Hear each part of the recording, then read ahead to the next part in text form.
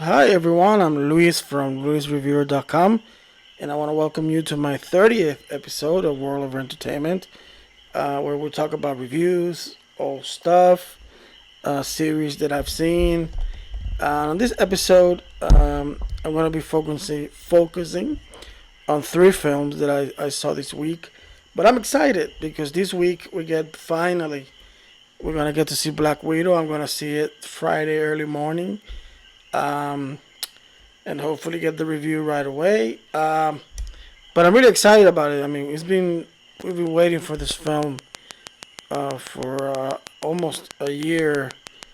I mean, it was supposed to be released on 2020. But it doesn't matter. It's gonna be released on Friday. Of course, we also got the new Space Jam. I'm not that excited about that one, but I will see it. But although I might say that I don't know if I'm gonna try to be fair. I'm gonna remove the fact that it's LeBron James on it. As you can, I don't know. I'm not a huge fan, but I'm gonna try to see the film as a film. And just to be really fair, I am a huge fan of Michael Jordan, and I don't love Space Jam number one. So it has. If I don't like it, it has nothing to do with LeBron. I was entertained by the first Space Jam, but I can't say it's a big masterpiece. So anyway, I want to start. I want to start the show with normally I try to look for news that I've read, and when I was reading and searching, uh, the one thing that stood out for me because I hadn't realized it was that on July 3rd, um, it marked the 30th anniversary of Terminator 2: Judgment Day. Now, this movie, for me anyway, is huge. I think I have to say it's the not the first film that I've became such a huge fan of that, but I think it's the first film that got me really excited. That I just loved it from the first moment I saw it. It's the first film I saw more than once on a movie theater. I mean, every chance I got, I just went to see it. I know it sounds crazy, but I memorized it. Not all of it, but most of the dialogues. I could maybe close my eyes and watch scenes on it. Um, to that level, and it's just such an amazing film. I mean, you took the first one, which was a thriller, and then you expand that on the second film and make it so epic. Uh, and Arnold Schwarzenegger was perfect as the Terminator. Linda Hamilton was amazing as Sarah Connor in the second one. Eddie Furlong, he was good. He's the only kind of weak link for me. Robert Patrick was amazing. The action sequence, everything. I mean, the movie just worked. Even having Guns N' Roses give you the song. So it's one of my favorite films, and unbelievably, it's his 30th anniversary this year. Well, I don't know. They should have put him back in the theater, 3D or something. I would have gone to see it. Um, I read that they were going to do that, but at least I never in Puerto Rico it never happened. So in terms of news, I think that's the one news that stood out because I know there's a lot of things leaked around in terms of the MCU movies and all that, but I don't like going into those details. So basically, what I try to look is for upcoming releases or stuff news like this one. So I'm gonna go straight to the reviews. I'm gonna try to make this show maybe a little bit shorter. We're gonna have a special spotlight edition after the reviews of four films. I said three, but I saw one that I didn't have on my notes. So I'm gonna start with The Ice Road.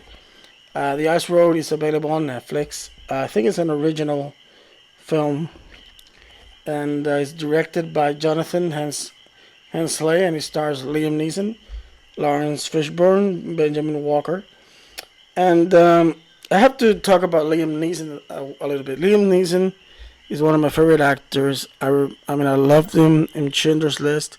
There was a classic film named Rob Roy, which I loved. I loved the film.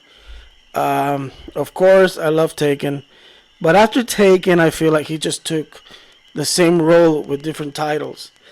Every time I saw it, it was like, okay, that's Taken, but something different, but it's the same concept, which is fine, because they were all entertaining. But I say this in terms because I was kind of skeptic into seeing this film, but I liked it. I really liked the film, The Ice Road. And The Ice Road, basically, the story is about the film just begins with this 26 miners who are locked inside a mine because of an explosion, and they need to heavy equipment to get them out, and they need to be transported to the mine. So what they do is could call Lawrence Fishburne's character, who owns a lot of trucks, and they asked him if he could take the ice road, which they need people with expertise to cross it because the ice could break and the trucks could fall in.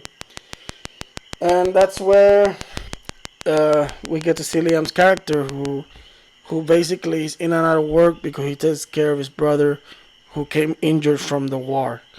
So they embark on this journey, and they have to face not only nature but also corporate people who don't want the help to get there. So basically, that's the story. So, like I said, I have few expectations on it, but I was glad that it was a great role for Liam. That he was a normal man who was fighting to help his brother, fighting to do what was right, and it was very interesting. I mean, it was interesting, like I said, because the character, they had to face two things. They had to face nature because the trucks on the ice, that's a real issue, and of course you got this professional dude who's trying to kill them. So it was a good movie. I think it had a few things working for it, and that's what I was just explaining. So it's not a typical action movie. I think it would be a typical action versus nature kind of thing. But the film is interesting. I think it starts a little slow, but then it gets better, and then by the end you kind of know. Well, you don't know what's gonna happen, but I really enjoy the ride. I think it's just a fun movie to see. Kind of like a Friday night action flick that you might see just to keep yourself entertained for a little while. But I really enjoyed it. I liked it. I didn't expect to enjoy it, but I did, and so I recommend it. But like I said, I recommend it on the basis that if you're just looking for something to have fun, don't expect a masterpiece of a script or whatever. It's just a good film that I think you can enjoy it on a cold Friday night at home, and you just want to see a movie to pass the night. So anyway, let's go to the second film. The second film is on HBO Max, and it's called No Sudden Move. Um, and it stars a lot of people. So I mean, it stars Don Cheadle. It stars Benicio del Toro, uh, Kieran Culkin, Brendan Fraser, Ray Liotta. A lot of people. A lot of people. It's a good cast. And it's directed by Steven Soderbergh. Now, Steven Soderbergh, I think, is a very well-known director. But for me, I am kind of like a 50-50 because I've seen some of his films that I really don't like. Some I've liked and some I haven't. So I was kind of so let's see how this one goes. So the film basically is about a document that contains sensitive information about a company, and someone hires a group to get that paper back so that the enemy doesn't use it to get them. And from then on, it's betrayal and plans going wrong and all that. It's kind of those movies where you just don't know which one is playing who. So it's kind of that's the good thing about it. I did enjoy the film because of that. You kind of get this four group of people who don't know each other, and they have to work together and trust each other, and they each kind of develop their own plan of what they want to do, and that interesting because you don't know who's gonna get away with it, and it's so I did enjoy the film. I really liked it.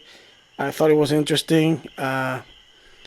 not suspenseful in the kind of nail biting kind of way, but it was suspenseful in the way that you didn't know uh, who was going to win or who was going to, get killed or get caught. So basically, it's based on the. It's kind of like a 1950s crime thriller film, and it worked. I think it worked. I think it was a good movie. Of course, when Don Cheadle and Benicio del Toro, they both are great. I think they both did a good job on the movie, and the performance is just great. And I believe that that the performance really just makes this film so enjoyable. Of course, the whole cast. I mean, Ray Liotta, uh, Brendan Fraser. It was good to see him again. And I think the movie was great, very entertaining, and it's on HBO Max. It's available on HBO Max, and I have to say I like this one. I really did. Okay, so let's move on to the next one. The next one is I thought it was a new film when I saw it that it was on Netflix, but it turns out to be a 2019 film, and it's called The Best of Enemies, and it's directed by Robin Bissell, and it stars Taraji P. Henson, Sam Rockwell, Babu Sisse, and Haitian Bruce McGill.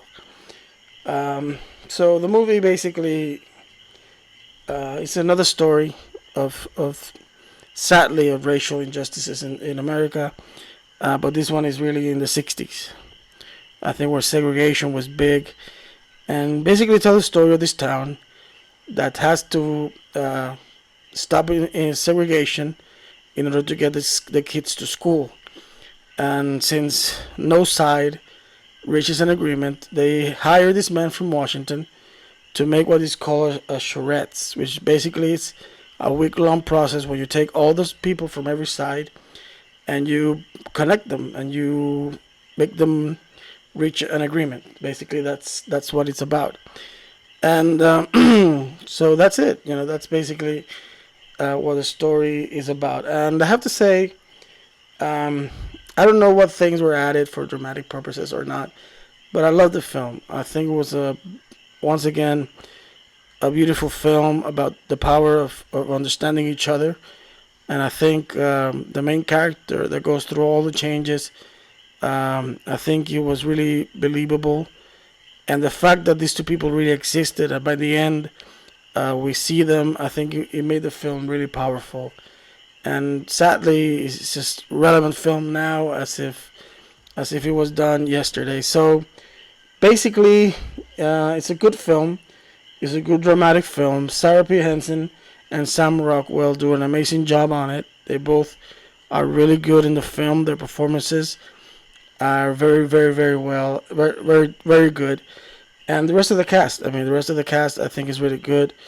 But like I said, it's a sad story. Every time you kind of see these stories about people who believe they're better than others, just on the basic of color, it's really sad. But these films are important to see, and I did enjoy seeing it, and I think it's a good movie.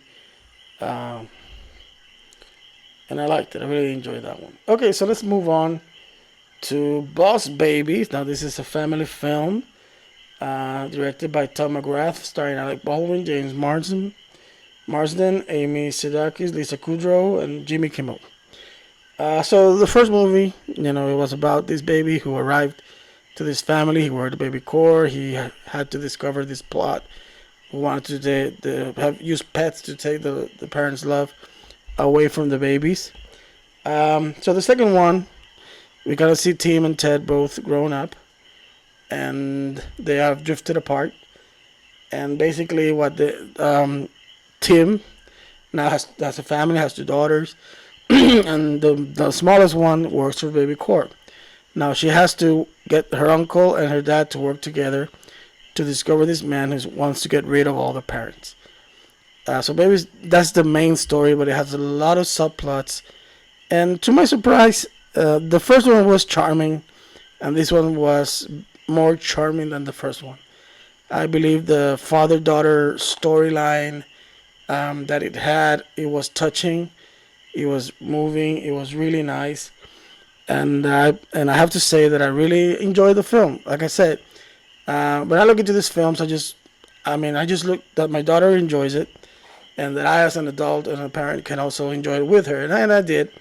I enjoyed it. I think it was maybe too long uh, in running minutes, but it was. I didn't feel like, oh my god, when is it gonna end? You know, it wasn't like that anyway. But it was a good movie. It was fun.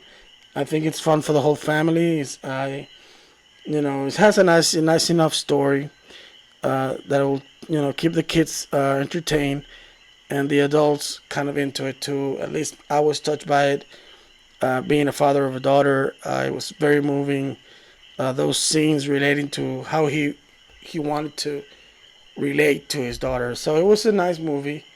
I had a lot of fun with it, and that's the last film we're going to be reviewing.